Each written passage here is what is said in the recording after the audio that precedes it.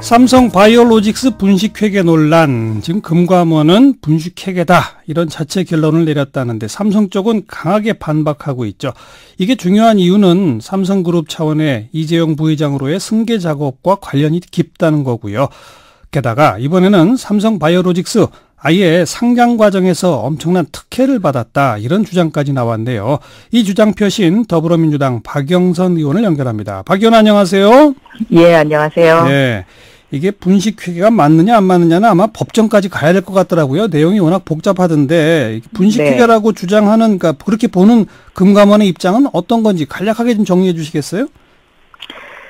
이 금감원의 입장은 이제 이 삼성 바이오로직스가 갑자기 2015년에 그 자회사로 있던 바이오 에피스라는 회사를 관계사로 이제 바꾸는 문제, 여기에서 이제 시작이 되는 건데요. 예. 이 자회사로 있던 바이오 에피스를 왜 관계사로 바꾸냐? 그리고 이것을 왜 그 회계 처리를 이런 식으로 했느냐? 근데 여기서 이제 핵심이 뭐냐면 자회사로 있으면은 그냥 장부가로 계산을 할 수밖에 없는데 이것을 관계사로 바꾸게 되면 시가로 평가가 됩니다. 시장 가격으로. 네, 시장 가격으로. 그래서 얼마였던 게 얼마가 된 거예요?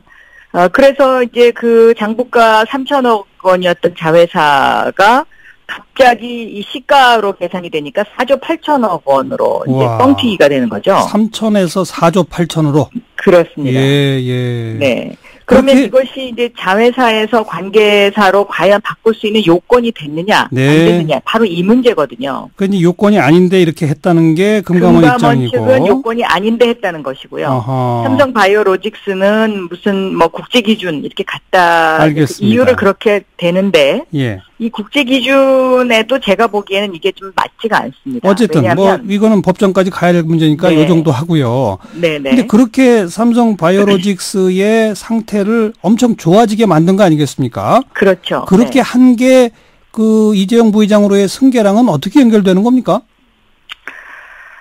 이제 이것이 이제 결국은 삼성물산과 제일모직의 합병으로 문제가 올라가는데요. 또 그 문제군요. 예. 그렇습니다. 네. 이 삼성물산과 제일모직의 합병 비율이 뭐 불합리했다라는 것은 이제 지금 정평이 나 있는 것이고요. 예. 이 당시에 이제 국민연금이 우리는 이 삼성 물산과 제일모직의 합병이 불합리하지만 그러나 이 삼성물산이 갖고 있는 삼성바이오로직스 또 제일모직이 최대 주주로 있는 삼성바이오로직스의 미래의 가치를 보고 여기에 찬성하겠다 이런 이제 그 의견을 냅니다. 맞아요. 네.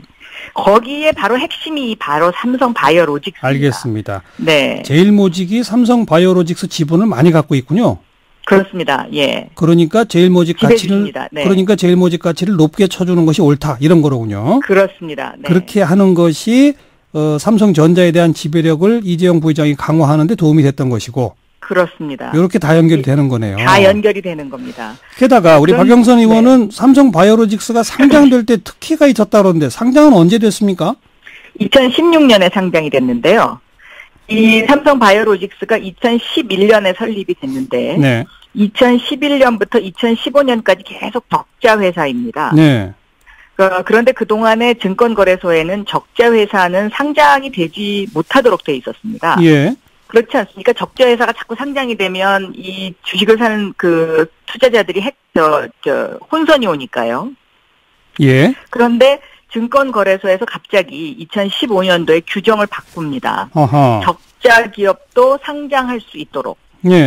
그리고 나서 이제 상장된 2016년에 이제 상장이 이제 되는데요. 2016년에 이 상장을 하면서도 이것이 너무 적자 기업이니까 아마 삼성 입장에서는 이게 적자 기업이 이렇게 큰 적자 상태로 상장이 되면 문제가 된다 이렇게 생각했을 가능성이 상당히 있다고 저는 봅니다. 그렇죠. 그래서 삼성 바이오로직스의 그 바이오 에피스를 자회사에서 관계사로 바꾸면서 그 적자를 메우기 위해서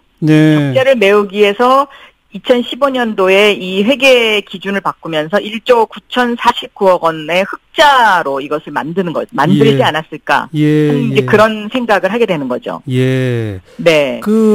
계속 적자 보던 회사도 상장할 수 있다고 규정을 바꾼 게 바로 이 2015년입니다. 그러니까 바로 이 삼성바이오로직스를 위한 거였다라고 보시는 겁니까?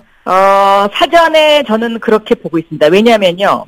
2015년에 이런 규정을 바꾸고 나서 지금까지 적자 회사가 상장된 건수가 딱 이거 한 건밖에 없습니다. 아, 그래요? 네. 하긴 상식적으로 따져봐도 계속 적자 보는 회사를 상장하면 그 주식을 누가 사겠어요? 그렇습니다. 예. 근데 딱 이거 한 건이거든요. 한 예. 건인데 예. 그러면 증권거래소가 이렇게 규정을 바꿀 정도의 어떤 결단을 내릴 수 있는 어떤 배경이 있었느냐? 예. 그렇지도 않고요. 예. 굉장히 그렇게 숨어서 이것을 살살 예. 바꿨던 것으로 보입니다. 예. 바꿨던 것으로 보이고 이렇게 어떤 이런 적자 회사를 상장할 수 있을 정도의 용단을 내리는 데는 저는 여기에 뭔가가 이 배경이 있지 않을까 네. 하는 이제 그런 의심을 하는 거죠. 예. 그리고 그 2015년 당시에는 이제 증권가와 금융가에 네. 마치 이제 그 법조계의 우병우와 같은 사람이 존재했었다라고 이제 사람들이 이야기를 하는데요. 그게 누구예요? 제가 뭐 그분 성함까지는 얘기하기는 지금은 왜냐하면 이게 아직 확실하게 제가 밝혀진 것이 아니기 때문에 예, 그렇지만 이분이 나중에 또 이런 어떤 2015년도에 이분이 있었던 자리를 보면 증권거래소의 규정을 바꿀 수 있는데 영향력을 행사할 수 있는 그런 자리에 있었더라고요. 어느 자리였는지도 말씀 못하세요?